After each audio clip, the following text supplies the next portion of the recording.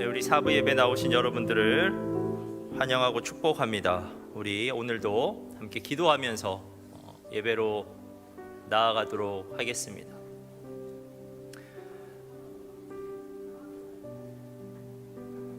함께 기도하겠습니다.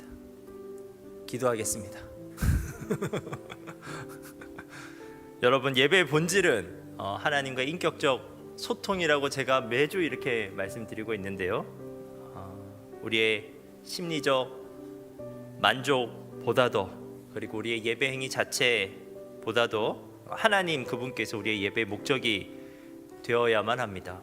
여러분, 이 시간 하나님께 나아갈 준비가 되셨습니까? 여기까지 왔는데 그냥 예배당만 밟고 가시겠습니까?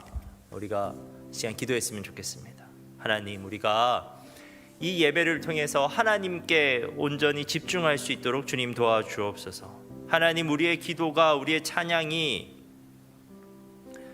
하나님과 인격적 소통이 되게 하옵소서. 그래서 우리가 진짜 예배다운 예배를 드리는 예배자가 되게 하옵소서. 우리가 함께 시간 기도하도록 하겠습니다.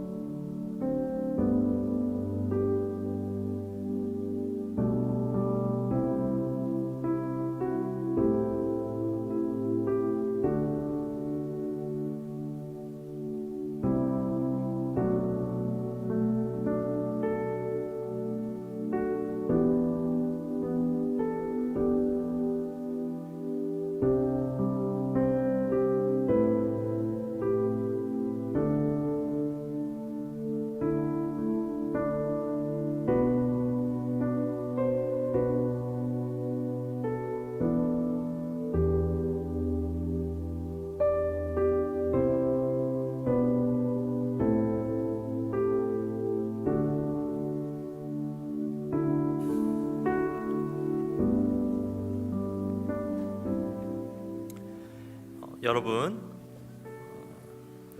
이곳은 만민이 기도하는 집입니다. 우리의 예배는 오직 하나님께로 나아가는 데 최적화되어 있어야 합니다. 우리의 예배는 만민이, 정말 누가 오더라도 기도할 수 있는 장소가 되어 있어야만 합니다. 여러분, 먼저 예배를 위해서 기도하기 위해 이곳에 있는 여러분, 우리가 예배를 그렇게 한번 세워가 봅시다. 이 시간에 우리가 함께 예배를 중보하면서 기도하겠습니다. 하나님, 이곳이 만민이 기도하는 집 되게 하옵소서. 누가 오더라도, 처음 오더라도 하나님의 깊은 임재를 누릴 수 있는, 누가 오더라도 은혜 받을 수 있는 예배 되게 하옵소서. 우리가 이 시간 함께 예배를 위해서 기도하겠습니다.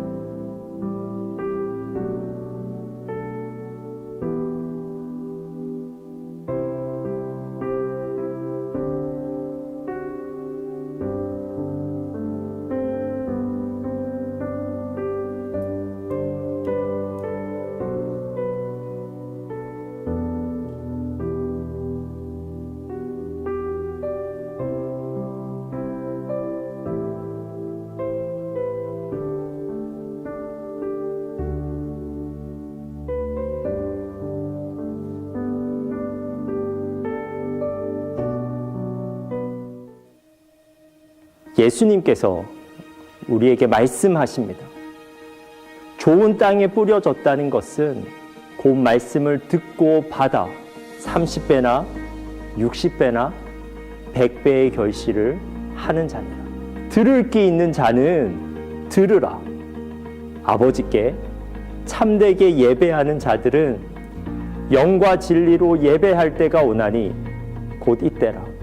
아버지께서는 자기에게 이렇게 예배하는 자를 찾으시느니라. 주님이 찾으시는 참된 예배자는 좋은 마음으로 들을 수 있는 귀로 영과 진리로 주님께 나아가는 준비된 예배자입니다.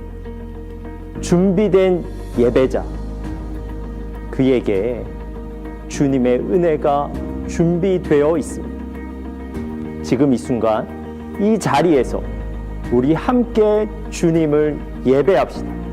우리 함께 주님의 은혜를 누립시다. 여러분, 이 시간 우리가 함께 주님을 예배합시다. 우리가 예배자로 결단하면서 함께 찬양하겠습니다.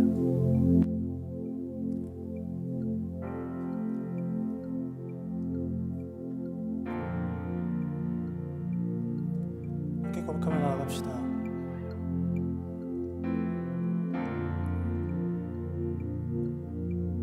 나는 하나님을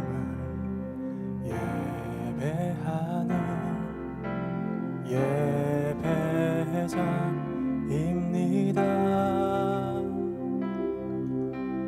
내가 서 있는 곳 어디서나 하나님을 예배합니다.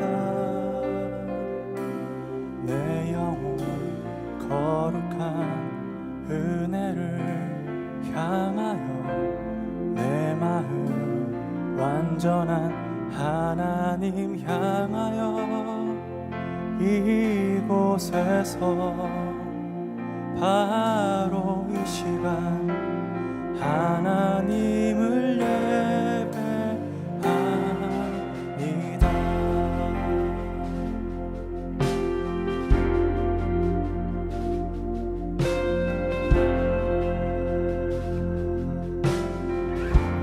다시 한번 고백할까요? 나는 하나님을 예배하는 예배자입니다. 내가 서 있는 곳 어디서나 하나님을 예배합니다. 내 영혼 거룩한 은혜를 향하여 내 마음 완전한 하나님 향하여 이곳에서 바로 이 시간 하나님 우리 다시 한 번 더 고백하며 나아갑시다. 내 영혼 거룩한 은혜를 향하여 내 마음 완전한 하나님 향하여 이곳에서 바로 이 시간 하나님을 예배합니다.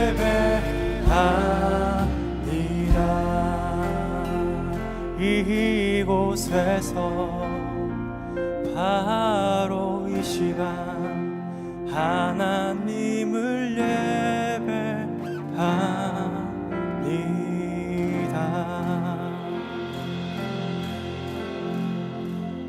여러분, 이 시간 우리의 예배를 받으시는 분은 누구이십니까?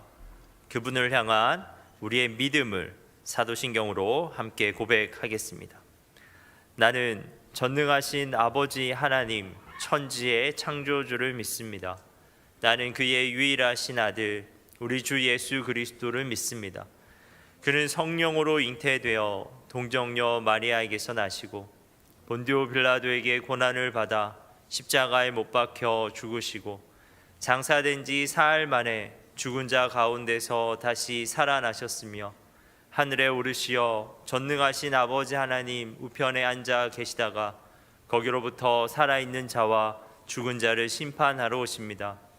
나는 성령을 믿으며 거룩한 공교회와 성도의 교제와 죄를 용서받는 것과 몸의 부활과 영생을 믿습니다.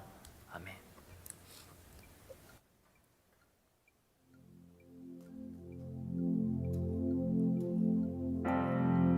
할렐루야. 주님 주님께서 우리를 이곳에 예배자로 부르셨습니다. 우리 다 함께 자리에서 일어나셔서 우리 심령 가운데 또 우리 마음 가운데 우리 거룩하신 성령님을 초청하며 예배자리로 나아갑시다.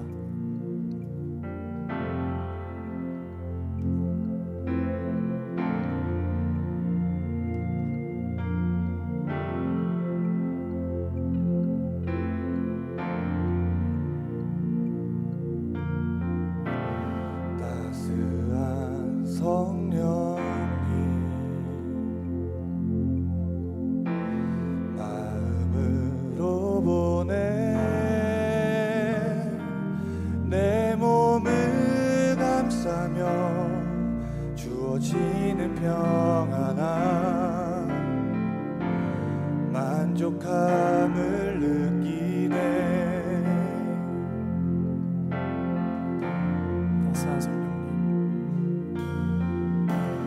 따스한 성령님 마음으로 보내 내 몸을 감싸며 주어지는 평안함 만족함을 느끼네. 부르신 곳에서 나는 예배하네. 어떤 상황에도 나는 예배하네. 부르신 곳에서 나는 예배하네. 어떤 상황에도 나는 예배하네. 우리 함께 전심으로 고백하며 나아갑시다. 사랑과 진리에 한 줄기 빛 보내 내 몸을 감싸며 주어지는 평안함 그 사랑을 느끼네. 부르신 곳에서 부르신 곳에서 나는 예배하네. 어떤 상황에도 나는 예배하네. 아멘. 이것이 우리의 부르신 고백입니다. 곳에서 나는 예배하네. 어떤 상황에도 나는 우리 다시 한 번 더 결단하며 나아갑시다. 예배하네. 부르신 곳에서 부르신 곳에서 나는 예배하네. 어떤 상황에도 나는 예배하네.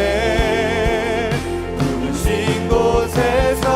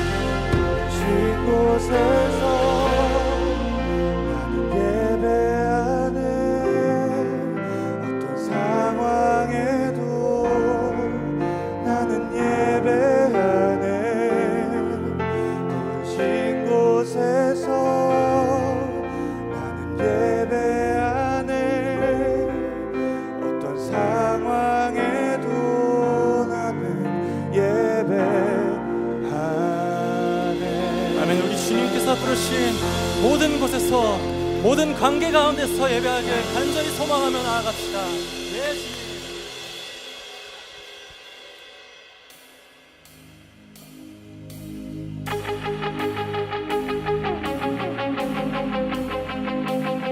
만유의 주제 되신 우리 주님을 온 열방 가운데 선포하며 나아갑시다.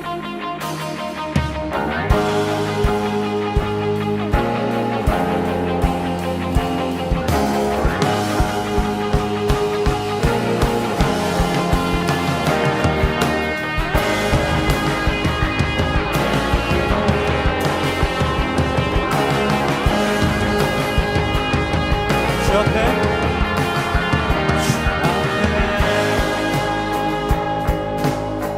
산들이 흔들리네.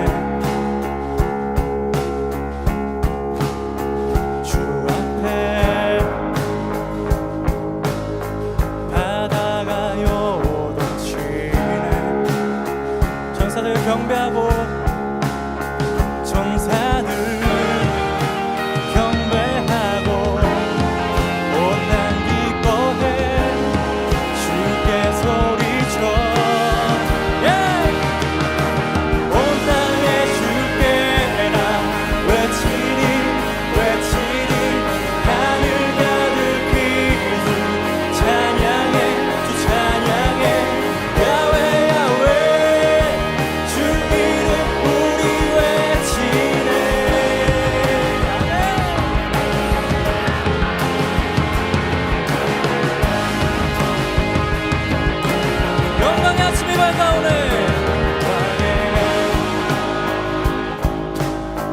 아침이 밝아오네.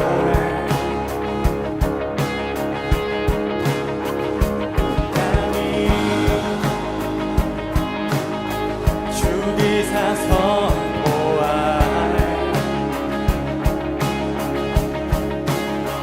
전사들 경배하고 온 땅 기뻐해.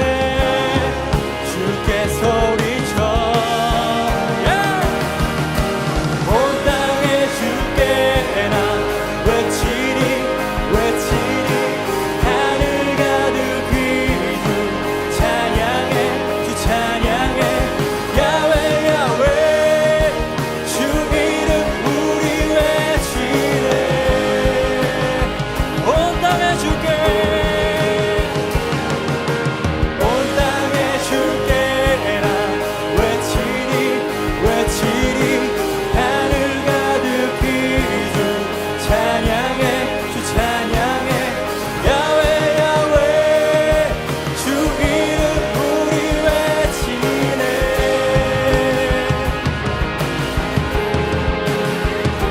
주님 같은 분 없네. 주를 찬양 찬양. 주님 같은 분 없네. 노래해 노래해. 주님 같은 분 없네. 주를 찬양 찬양. 주님 같은 분 없네. 노래해 노래해. 주님 같은 분 없네. 주를 찬양 찬양. 주님 같은 분 없네. 노래해 노래해. 주님 같은 분 없네. 주를 찬양 찬양. 예수 우리 주 노래해.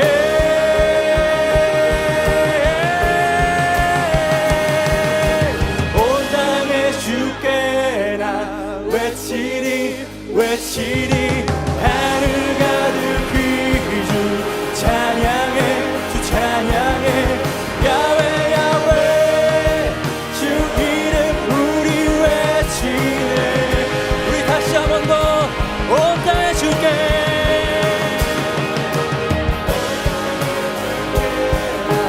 외치리 외치리. 하늘 가득히 주 찬양해 찬양해. 야외 야외 주 이름 우리 외치네.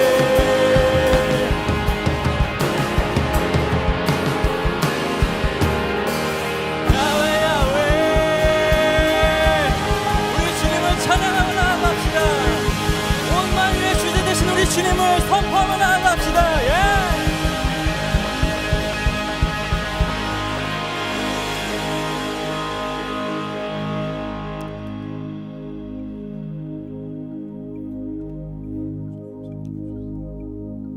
세상 사랑하사 독생자를 주셔서 믿는 사람마다 멸망치 않고 영생을 얻게 하셨네. 세상 사랑하사 독생자를 주셔서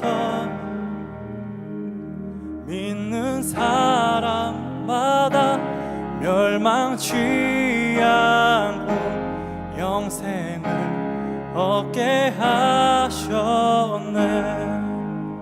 우리 함께 선포하며 나아갑시다. 십자가 의지하리 주님만 의지하리 날 찾은 그의 사랑 날 구한 그의 사랑 세상 사랑하사 독생자를 주셔서 믿는 사람마다 멸망치 않고 영생을 얻게 하셨네.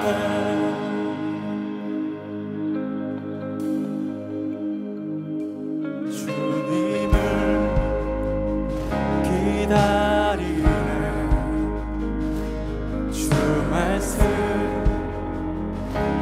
기다리네 주 은혜로 구원된 날 은혜로 자유하네. 세상 사랑하사 독생자를 주셔서 믿는 사람마다 멸망치 않고 영생을 얻게 하셨네. 우리 다시 한 번 더. 세상 사랑하사 독생자를 주셔서 믿는 사람마다 멸망치 않고 영생을 얻게 하셨네. 주셨네.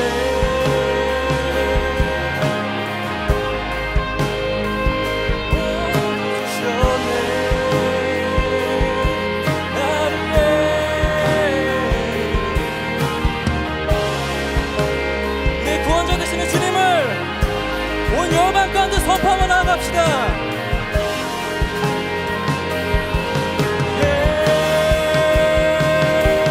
주의 보혈로 나는 자유해 주 이름 영광 위하여 오직 주님께 모두 드리리 그리스도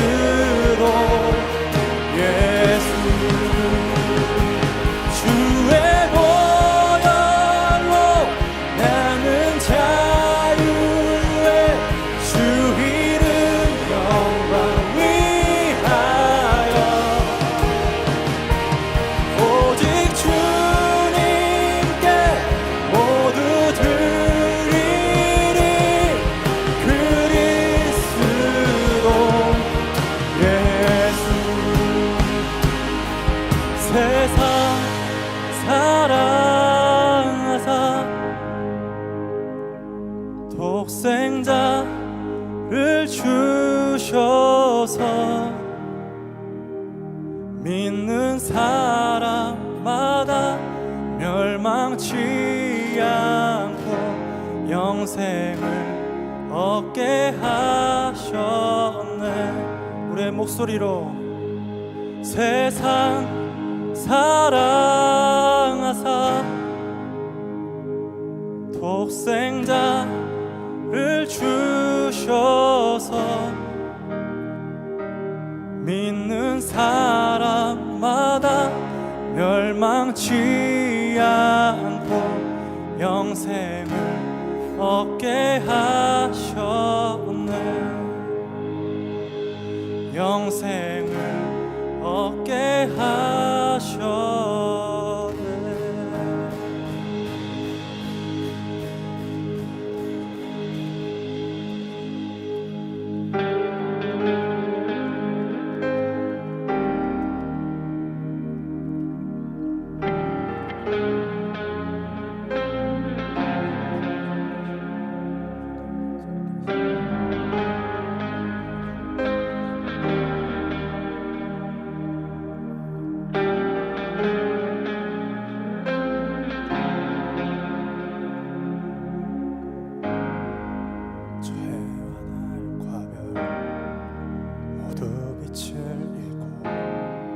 세상의 구원자 죽으셨네. 십자가에 달려 보혈 흘리셨네. 모든 저주 그가 지셨네.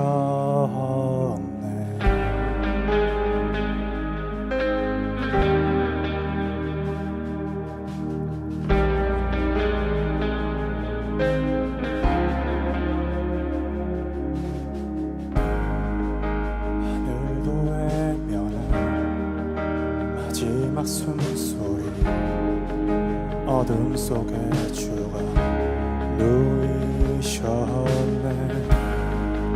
무덤 속의 전투 죽음과 싸웠네.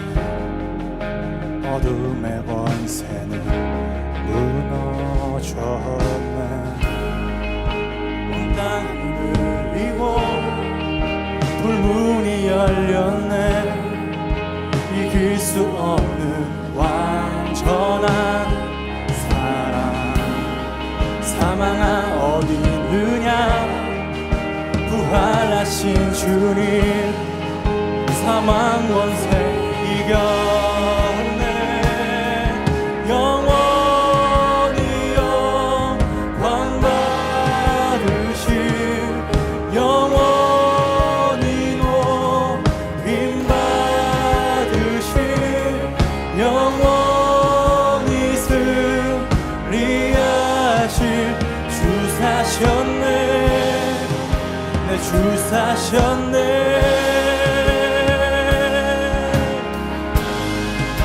온 땅 흔들리고 돌문이 열렸네.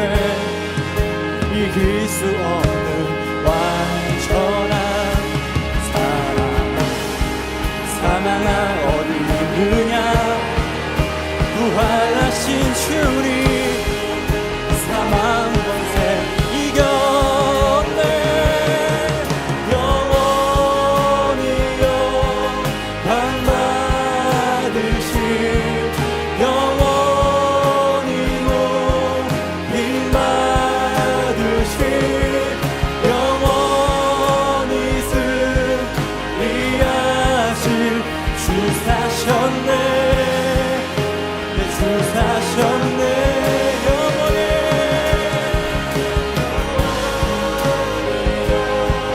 영광 받으신 영원히 높임 받으신 영원히 승리하실 주 사셨네. 주 사셨네.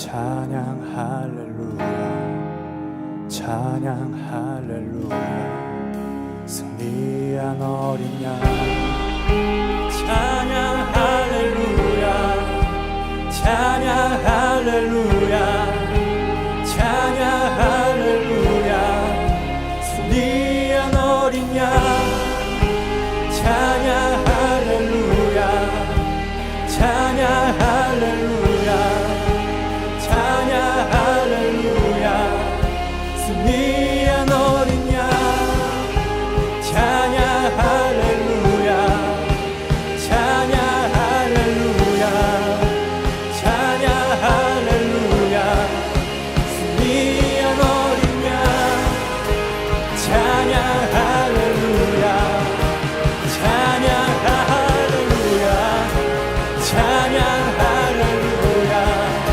승리한 어린 양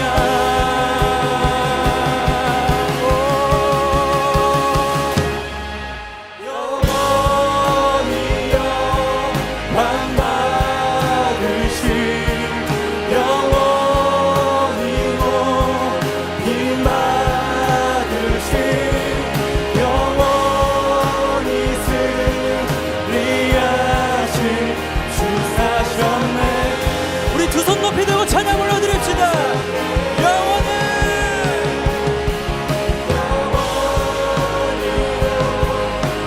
받으신 영원히 높임 받으신 영원히 승리하신 우리 전심으로 한번 더 고백하며 나아갑시다.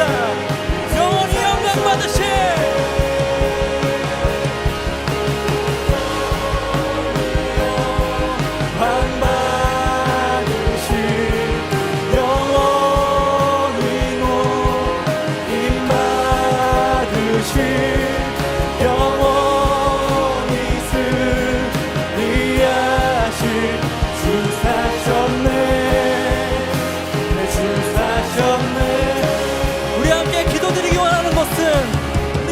복음만으로도 우리 삶이 만족되게 하여 주시옵소서.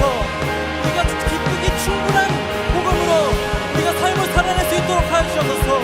또한 그렇게 복음을 누려나갈 때 우리의 삶이 변화되고 우리의 가정이 변화되고 우리가 있는 모든 것이 변화되고 온전히 주님의 예배자로서 살아갈 수 있게 달라고 간절히 기도드리며 나아가겠습니다. 기도하겠습니다.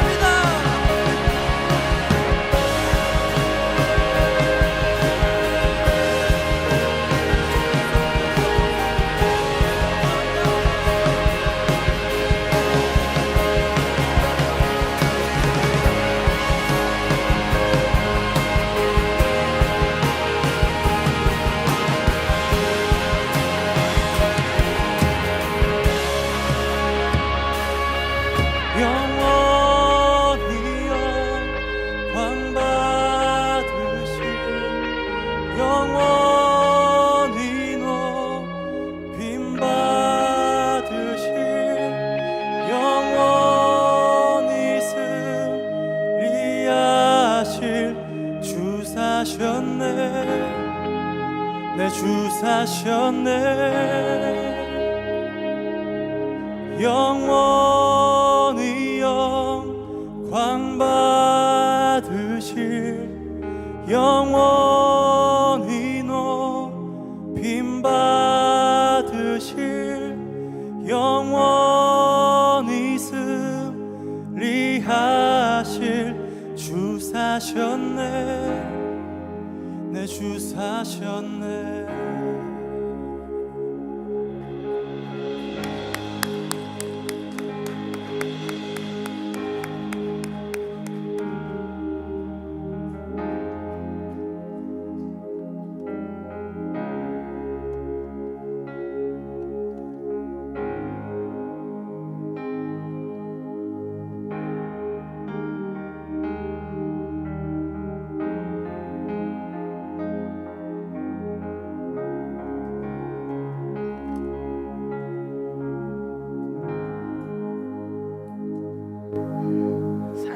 하나님, 저희가 이렇게 다시 모여 예배드리게 하심을 감사드립니다. 예배가 예배될 수 있도록 마음 열고 하나님이 주시는 메시지에 집중하게 해주세요.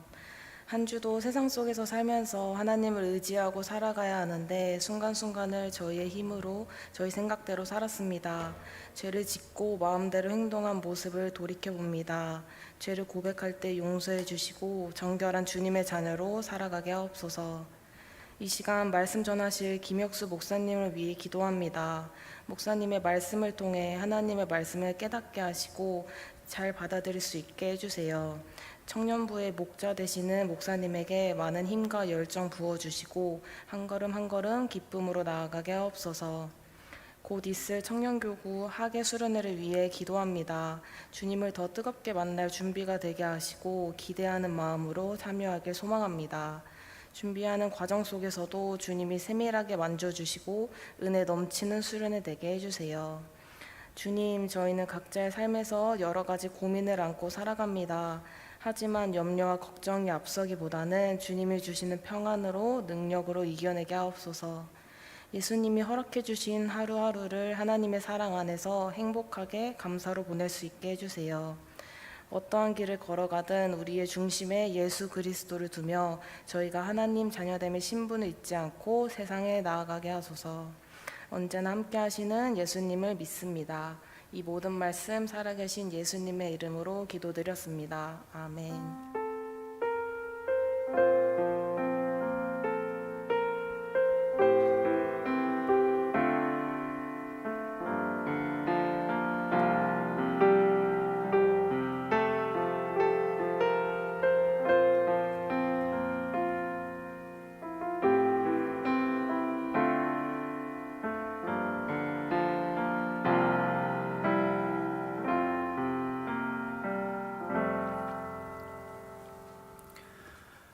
봉헌 찬양하면서 우리의 예물을 하나님께 올려드리겠습니다.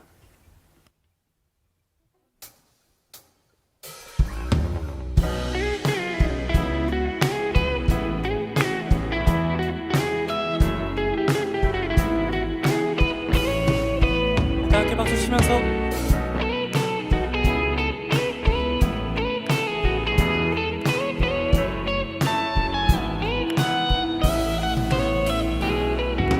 내 마음을 가득 채운 주양한 찬양과 사랑 어떻게 표현할 수 있나. 수많은 찬양들로 그만 표현할 길 없어 다시 고백합니다. 다시 한번 더 내 마음을 가득 채운 주양한 찬양과 사랑 어떻게 표현할 수 있나. 수많은 찬양들로 그만 표현할 길 없어 다시 고백합니다. 주 사랑해요. 주 사랑해요. 몸만 다하여 말로 다 할 수 없어. 오 주 사랑해요. 찬양 받아 주소서. 수많은 멜로디와 찬양들을 드렸지만 다시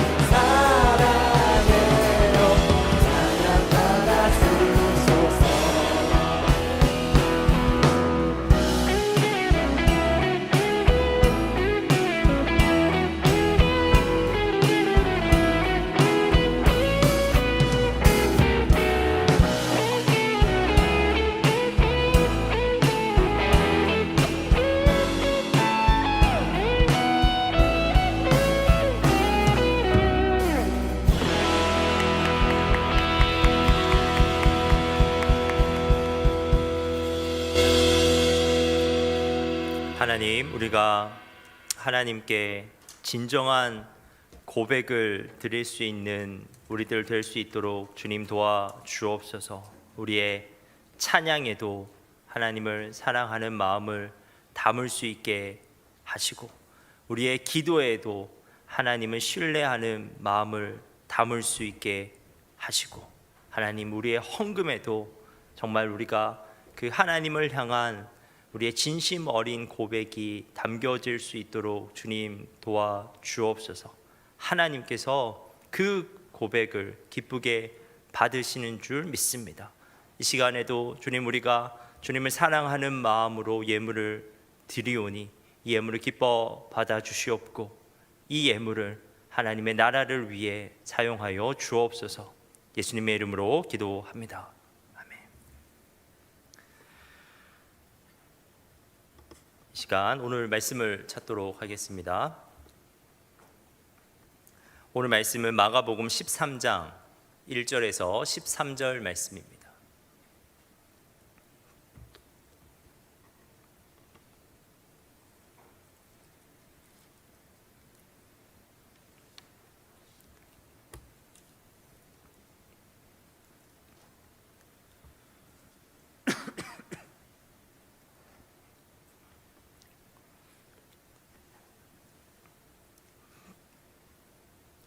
마가복음 13장 1절에서 13절 말씀을 한 절씩 교독하도록 하겠습니다.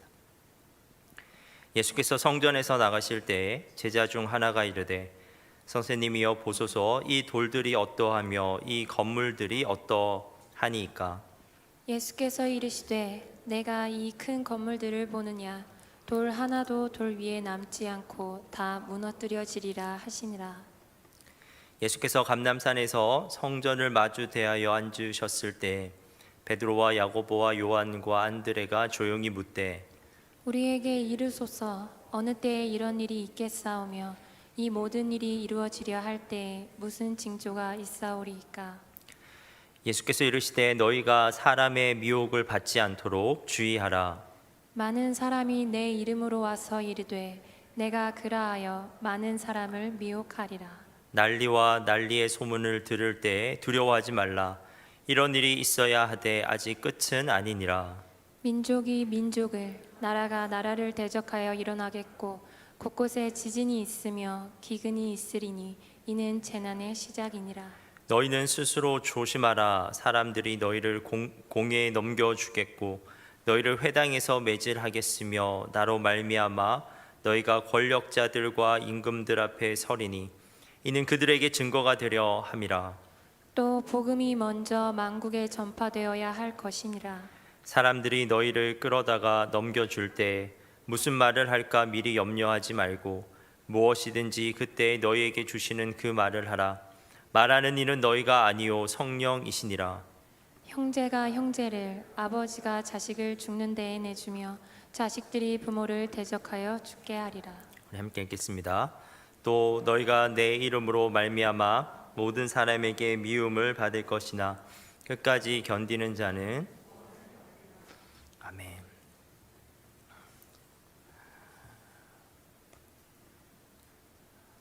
각 국가의 수도는 다른 도시들보다 번성한 곳입니다.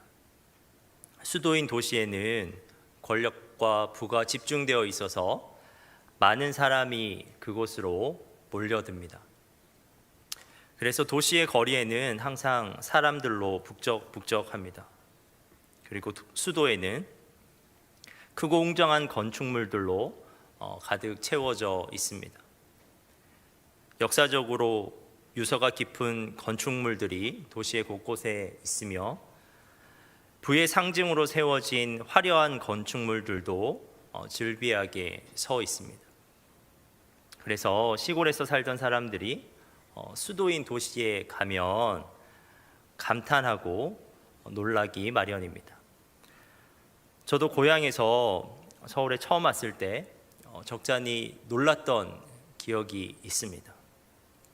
나름 지방 대도시에서 살았다고 자부했는데 서울의 광경은 그 도시와는 또 달랐습니다. 특히 빌딩의 높이가 달랐습니다. 제가 서울에 와서 처음 내린 지하철역이 이제 하필이면 강남에 있는 역삼역이었는데 빌딩이 참 많았습니다. 고개를 꺾어도 꼭대기를 볼 수 없는 빌딩이 있다는 것이 신기했습니다. 그래서 그때 어렸을 때인데 도대체 빌딩이 몇 층짜리인지를 확인하기 위해서 막 창문 수를 막 헤아리고, 그런데 중간에 까먹어서 못 세고 그랬던 적이 있습니다. 그런데 그런 빌딩이 또 하나가 아니었습니다. 여러 개였고 그런 빌딩이 숲을 이루고 있었습니다. 그러한 빌딩 숲을 바라보면서 그리고 그 광경을 감탄하고 있는 제 모습을 보면서 제가 촌사람이라는 것을 실감하였습니다. 그런데 오늘 본문을 보면 제자들도 이제 갈릴리 촌사람인데 제자들도 예루살렘의 성전 건물을 보면서 감탄하고 있습니다. 1절을 보면 한 제자가 이제 성전을 나가면서 그 건물들을 둘러보고 예수님께 이렇게 말하고 있습니다. 1절 말씀입니다. 예수께서 성전에서 나가실 때에 제자 중 하나가 이르되 선생님이여 보소서, 이 돌들이 어떠하며 이 건물들이 어떠하니까. 이 성전은 예루살렘에서도 가장 장엄한 건물이었습니다. 이 성전은 솔로몬 성전과 스룹바벨 성전에 이어서 세 번째로 건축된 회록 성전이었습니다. 당시 성전은 그 터가 예루살렘 전체 면적의 6분의 1에 달하는 엄청난 건물이었고요. 그리고 기원전 19년부터 성전의 골격만 8년에 걸쳐서 세웠고 그 후 수십 년간 보수 및 확장 공사를 계속하고 있는 건물이었습니다. 성전은 100색의 돌들로 되어 있었으며 각각의 돌은 이제 엇갈려서 이제 쌓여 있었는데, 그래서 멀리서 보면 마치 그 성벽에 파도가 있는 것처럼 보였다고 합니다. 또한 돌들 가운데 주춧돌 하나는 길이가 7m, 높이가 1m 이상으로 몹시 큰 것도 있었고, 그리고 그 전면은 화려한 그림들로 조각되어 있었습니다. 게다가 많은 황금을 사용해서 성전 곳곳을 장식해 놓기도 하였습니다.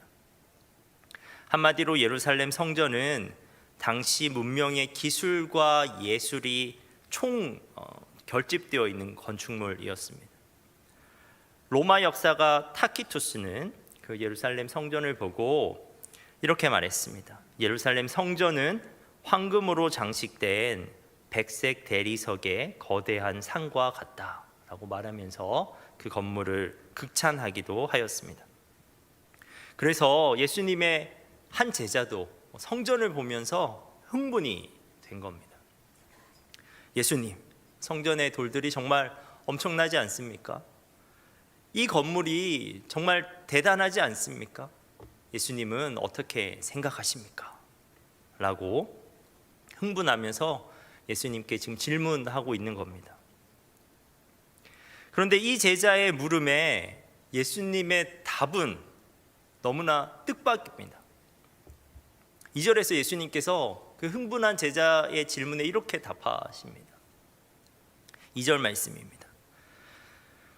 예수께서 이르시되 내가 이 큰 건물을 보느냐? 돌 하나도 돌 위에 남지 않고 다 무너뜨려지리라 하시니라. 예수님은 그 성전을 바라보시면서 분명 제자하고 지금 똑같은 건물을 바라보셨는데 똑같은 감정을 느끼지 않으셨습니다. 왜냐하면 그곳을 바라보는 예수님의 관점이 달랐기 때문입니다. 제자들의 눈에는 성전이 장엄한 건축물로 보였지만 예수님의 눈에는 성전이 하나님의 임재가 떠나버린 영적 폐허로 보였습니다.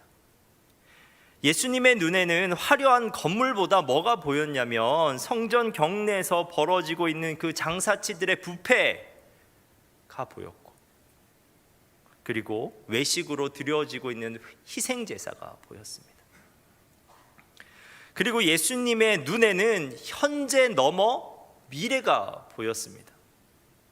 그들의 죄악으로 말미암아 곧 도래하게 될 하나님의 심판이, 성전의 종말이 보이는 겁니다.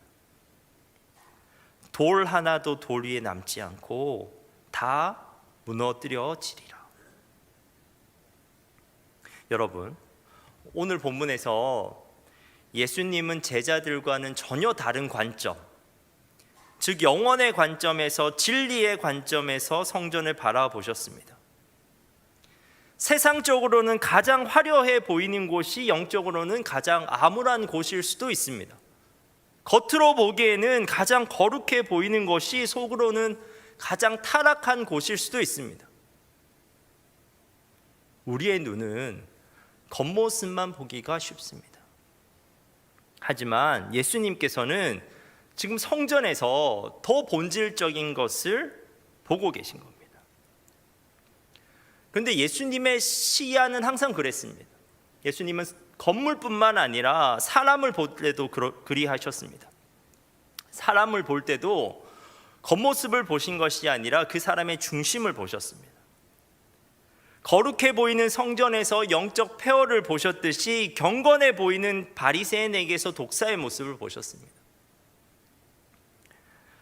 또 그와는 반대로 갈릴리 실곳 사람 시몬에게서는 반석 베드로를 보셨고, 나다나엘에게서는 거짓이 없는 참 이스라엘 사람을 보셨고, 사람들이 천하다고 손가락질하는 여인에게서는 깊은 내면의 아름다움을 보셨습니다. 사랑하는 여러분, 예수를 믿고 사는 우리는, 예수님을 믿고 사는 우리는 예수님의 눈으로 볼 수 있어야 합니다. 세상과는 다른 관점으로 볼 수가 있어야 됩니다. 어떠한 장소의 화려함에 사로잡혀 버리는 것이 아니라 어떤 사람의 소유와 직함에 우리가 집중하는 것이 아니라 우리가 정말 봐야 되는 것을 봐야 됩니다. 영원의 관점에서, 진리의 관점에서 무엇인가를, 그리고 누군가를 보도록 우리가 훈련해야 되며, 정말 그 영적인 것들을 우리가 볼 수 있어야만 합니다. 이제 성전을 나온 예수님과 제자들은 감람산으로 갔습니다. 감람산은 예루살렘 동쪽에 있는 산으로, 예루살렘에서 거리가 멀지 않아 산 위에 서면 예루살렘 성전이 전체적으로 보였습니다. 예수님께서는 그 산에서 성전이 마주 보이도록 앉으셨습니다. 가까이에서 본 성전도 멋졌겠지만 산 위에서 바라보는 성전은 얼마나 더 장관이었을까요? 그때 제자들이 다시 예수님께 다가왔습니다. 제자들은 예수님의 불길한 예언이 계속 마음에 걸리니까 그것에 대해서 더 자세히 물어보기 위해 온 것입니다. 3절과 4절입니다. 예수께서 감람산에서 성전을 마주 대하여 앉으셨을 때 베드로와 야고보와 요한과 안드레가 조용히 묻되, 우리에게 이르소서 어느 때에 이런 일이 있겠사오며 이 모든 일이 이루어지려 할 때 무슨 징조가 있사오리까? 4명의 제자는 지금 예수님께 2가지 질문을 하고 있는 겁니다. 하나는 종말의 시기에 관한 것이고, 또 한 가지는 그때의 징조에 관한 것입니다. 이에 예수님께서는 5절 이하에서 이 질문에 답하십니다. 그런데 예수님께서는 예루살렘 성전의 종말 시기에 대해서는 철저하게 침묵하십니다. 다만 그날 이전에 일어날 징조들에 대해서 말씀하십니다. 오늘 본문 5절부터 13절까지는 네 가지 징조가 언급되고 있습니다. 먼저는 5절과 6절에서 예수님께서는 거짓 그리스도의 출현에 대해서 말씀하십니다. 종말 이전에 자신을 자칭 그리스도라고 하는 사람들이 나타나서 많은 사람들을 미혹하게 되리라 말씀하십니다. 그리고 7절과 8절 상반절에서는 정치 사회적 혼란에 대해서도 말씀하십니다. 민족 간의 전쟁이 일어나겠고 나라 간의 전쟁이 일어나겠고 국내적으로 국제적으로 다양한 분쟁들이 일어나게 될 것이라고 말씀하십니다. 그리고 8절 하반절에는 자연재해에 대해서도 언급하십니다. 지진과 기근이 잇따라 발생하여 많은 사람이 고통을 받게 될 것이라고 말씀하십니다. 그런데 그뿐이 아닙니다. 이렇게 온 백성이 겪을 재난 말고도 예수님을 믿는 각 성도가 당할 시련이 있다고도 말씀하십니다. 바로 믿음으로 인한 박해입니다. 단지 예수님을 믿는다는 이유만으로 고발당할 것이고 권력을 가진 자 앞에서 신문을 받게 된다는 것입니다. 심지어 가족 구성원 안에서도 믿지 않는 가족이 믿는 가족을 고발하여 죽음에 이르게 하는 일까지도 벌어질 것이라고 말씀하십니다. 그런데 여러분, 우리는 종말의 때에 일어나게 될 징조들을 보면서 한 가지 유의해야 될 점이 있습니다. 그것은 징조가 곧 종말이 아니라는 것입니다. 7절을 볼까요? 난리와 난리의 소문을 들을 때에 두려워하지 말라. 이런 일이 있어야 하되 아직 끝은 아니니라. 전쟁의 징조가 곧 종말이 아니라는 것입니다. 8절입니다. 민족이 민족을, 나라가 나라를 대적하여 일어나겠고 곳곳에 지진이 있으며 기근이 있으리니 이는 재난의 시작이니라. 지진과 기근의 징조가 종말의 시작이지 종말의 끝이 아니라는 것입니다. 여러분, 아무리 많은 전쟁이 일어나도 전쟁 그 자체로 종말이 오는 것이 아닙니다. 아무리 큰 지진과 심각한 기근이 온다고 해도 그 재난 자체로 종말이 오는 것이 아닙니다. 종말은 하나님의 손에 달려 있습니다. 역사의 끝은 하나님이 내리십니다. 하나님께서 끝내셔야 끝나는 겁니다. 예루살렘 성전은 전쟁으로 끝난 것이 아닙니다. 하나님께서 끝내신 겁니다. 하나님의 때에 하나님의 방법으로 심판하셨습니다. 결국 예루살렘 성전은 주 70년에 유다 백성의 대로마 항쟁을 진압하고자 예루살렘을 점령한 로마 군대에 의해서 철저하게 파괴되었습니다. 그때가 하나님의 때였습니다. 그것이 하나님의 방법이었습니다. 그 종말의 때 이전에도 수많은 징조들이 있었지만 전쟁은 여전히 일어나고 있었고 기근과 질병이 일어나고 있었지만 그때가 아니라 하나님의 때가 되었을 때 예루살렘의 성전이 파괴되었습니다. 그 징조 자체를 보면서 종말의 때와 종말의 방법을 가늠할 길은 없습니다.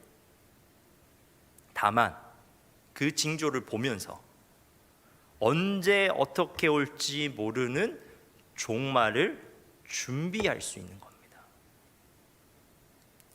제자들의 질문에 대한 예수님의 답변은 단순히 여러 가지 징조를 나열하는 것에 있지 않습니다. 예수님의 주된 관심이 뭐냐면, 왜 그렇게 징조들에서 자세히 알려주시냐면 그 징조들을 보면서 그러한 상황에서 제자들이 어떻게 해야 할 것인지를 가르치고 싶으신 겁니다. 그래서 5절에 말씀하십니다. 주의하라. 미혹받지 않도록 주의하라. 7절에 말씀하십니다. 두려워하지 말라. 난리의 소문을 들을 때 두려워하지 말라. 그리고 9절에 말씀하십니다. 스스로 조심하라. 그런데 여러분, 오늘 예수님의 종말에 대한 말씀은 이게 복합적 예언입니다. 예루살렘 성전의 종말은 우리가 기다리고 있는 종말과 오버랩이 됩니다. 예수님께서 말씀하고 계시는 그 성전 파괴에 대한 그 종말에 대한 징조들은 단지 예루살렘 성전의 종말에만 국한되는 것이 아닙니다. 단지 성전 종말의 시대를 살아간 제자들에게만 하신 말씀이 아닙니다. 제자들에게 말씀하신 종말의 징조들은 최후의 종말을 기다리고 있는 우리에게도 여전히 유효한 징조들입니다.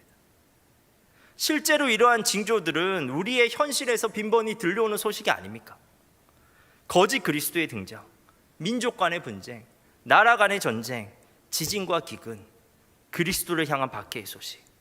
이거 오늘도 우리가 뉴스에서 들은 소식들이 아닙니까? 그런데 이러한 뉴스들을 들으면서 여러분은 어떠한 생각을 하십니까?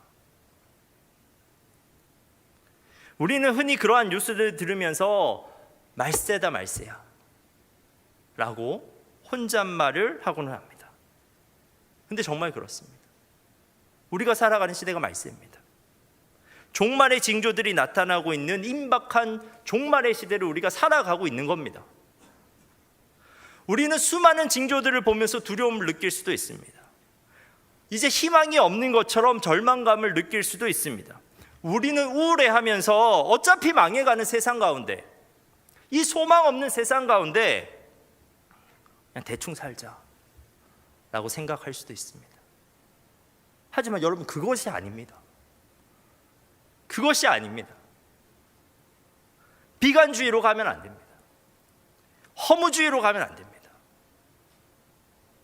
그렇게 살라고 예수님께서 징조에 대해서 말씀하신 것이 아닙니다. 그 징조들을 보면서 종말이 임박했다는 것을 깨닫는 것이 중요합니다. 오늘이라도 종말이 올 수 있구나 생각할 수 있어야 됩니다. 그리고 그 깨달음으로 곧 도래하게 되는 종말의 때에 심판주 되시는 하나님에 대한 나의 자세를 바르게 하는 것이 중요한 겁니다. 징조 자체에 몰두하면서 두려워하는 것이 아니라 그 징조로 말미암아 더욱 하나님에게 집중하며 그 종말을 올바른 자세로 준비해야 하는 것입니다. 그리고 여러분, 그러한 징조들을 보면서 또 한 가지 생각해야 되는 것이 있습니다. 그것은 이러한 징조들이 결코 하나님의 부재, 하나님의 무능력을 드러내는 사건이 아니라는 것입니다. 하나님께서 그냥 그 상황을 방치하고 계신 것이 아닙니다. 하나님께서도 이제 이 땅에는 희망이 없구나, 이 땅에서 손을 떼시고 그저 팔짱을 끼신 채 종말의 때를 기다리고 계신 것이 아니라고 말입니다. 이러한 말세의 시대에도 예수님의 권면처럼 두려워하지만 말고 주의하고 있으면, 그리고 스스로 조심하고 있으면 우리의 영적인 눈에 포착되는 현실이 있습니다.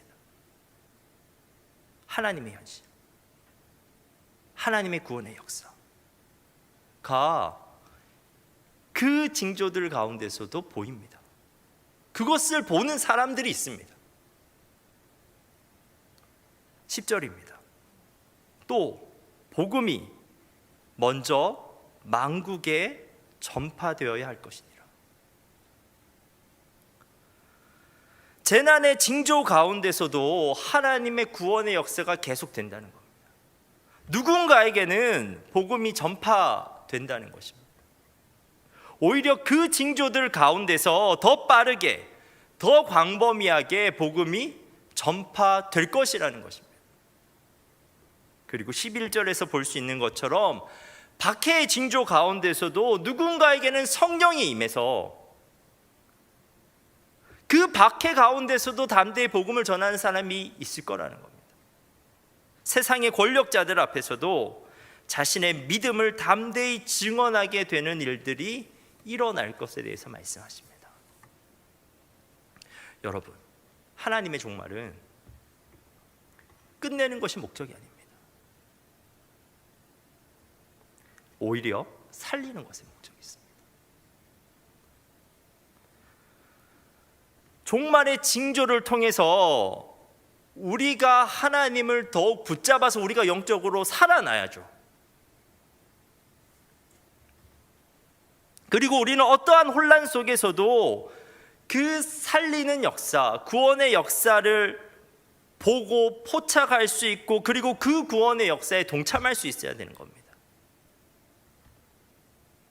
그런데 그 구원의 역사의 흐름에 참여하는 자, 그 사람에게는 종말이 전혀 다른 의미가 됩니다. 여러분, 예루살렘 성전의 종말은 유대 종교의 끝이었지만 새로운 교회의 시작이었습니다. 최후의 종말은 이 땅과 이 하늘의 끝이지만 새 땅과 새 하늘의 시작입니다. 누군가에게 종말은 심판이지만 누군가에게 종말은 구원입니다. 여러분, 우리가 걷는 신앙의 길은 꽃길이 아닐 수 있습니다. 여러 가지 징조로 인해 혼돈의 길일 수도 있고 그 길이 박해의 길일 수도 있습니다. 하지만 분명한 것은 우리가 걷는 그 신앙의 길의 끝은 분명 구원이요, 분명 천국이라는 것입니다. 그래서 예수님께서는 13절에서 이렇게 말씀하십니다. 우리가 함께 13절 말씀을 읽어보도록 하겠습니다. 13절 말씀입니다. 또 너희가 내 이름으로 말미암아 모든 사람에게 미움을 받을 것이나 끝까지 견디는 자는 구원을 받으리라. 사랑하는 여러분, 핵전쟁 자체가 종말을 가져오는 것이 아닙니다. 엄청난 기후적 재난 자체가 종말을 가져오는 것이 아닙니다. 처음으로 이 세상을 만드신 하나님께서 끝내시는 겁니다. 징조의 소식들이 들려올 때 우리는 어떻게 살아야 합니까? 두려워하지 말고, 두려워만 하지 말고 스스로 주의하여 하나님을 더욱 바라봐야 합니다. 그리고 우리가 그 역사에 적극적으로 참여하는 자가 되어야 합니다.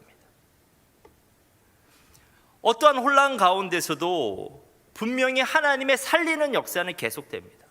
종말의 때까지.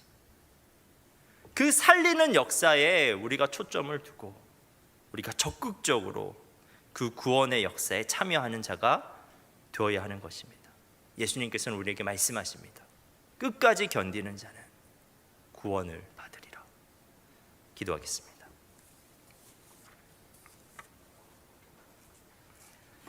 하나님, 우리가 종말의 징조들을 보면서 그저 절망하는 것이 아니라, 그저 두려워 떠는 것이 아니라 그 종말의 심판주 되시는 하나님을 바라보게 하옵소서. 그리고 그 혼란스러운 징조들 가운데서도 확장되어 가는 하나님의 구원 역사에 적극적으로 참여하는 자 되게 하옵소서. 우리의 신앙의 끝은 구원이요 천국인데 끝까지 그 길을 갈 수 있는 인내를 우리에게 허락하여 주옵소서. 예수님의 이름으로 기도합니다.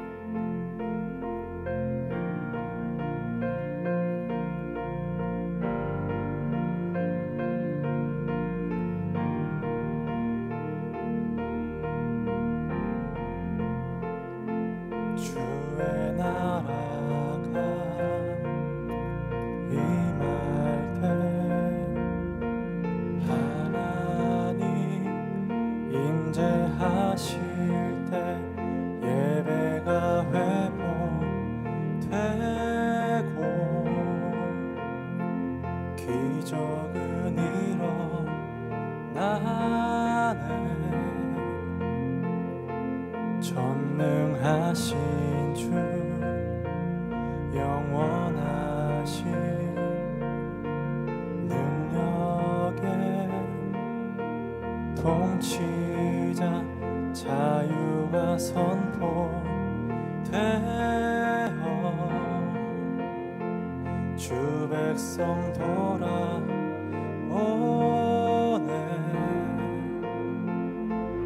하나님 나라 임하소서. 영광과 존귀 능력과 위엄 놀라운 사랑의 기적의 하나님 지금 이곳에 오소서.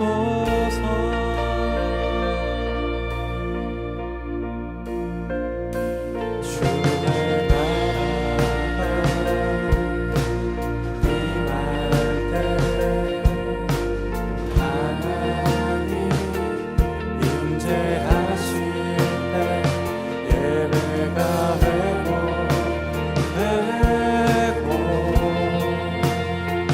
기적을 일어나네.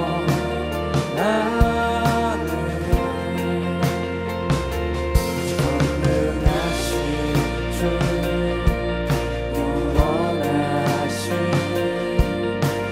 능력에 넘치자 자유가 선포되어 주 백성 돌아오네. 하나님 나라 임하소서. 영광과 존귀 능력과 위엄 놀라운 사랑의 기적의 하나님 지금 이곳에. 우리 다시 한 번 더 고백하며 나아갑시다. 하나님 나라 임하소서. 임하소서. 영광과 존귀 능력과 위엄 놀라운 사랑의 기적의 하나님 지금 이곳에 오소서. 주님과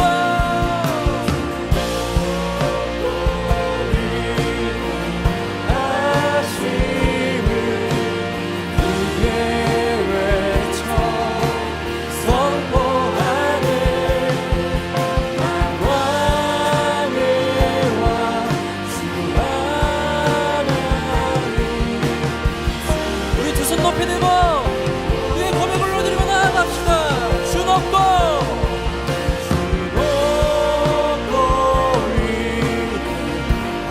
하심을 크게 외쳐 선포하네.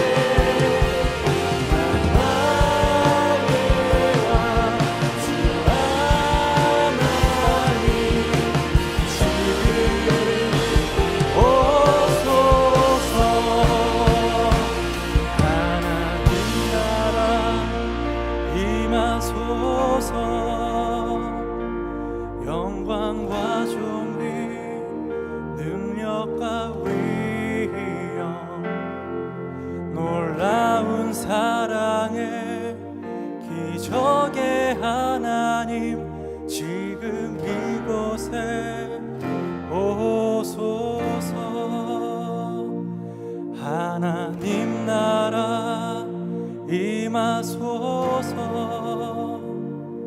영광과 존귀 능력과 위엄 놀라운 사랑의 기적의 하나님 지금 이곳에 오소서.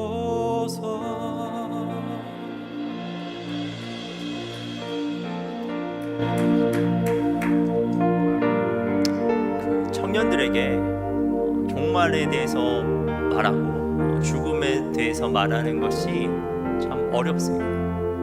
그런데 청년을 떠나서 예수 믿는 사람이라면 꼬맹이라도 종말론적으로 살아야 됩니다.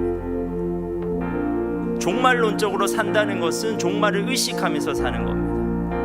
종말을 의식하면서 산다는 것은 종말을 두려워하는 것이 아니라 종말의 때 마주하게 될 하나님을 의식하며 살아가는 겁니다.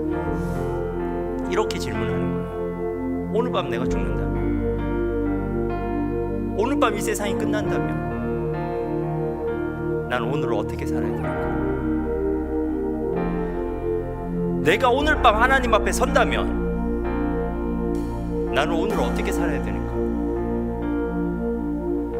임박한 종말의 때를 살아가고 있는 청년들이여, 어떻게 살아가야 되는 겁니까?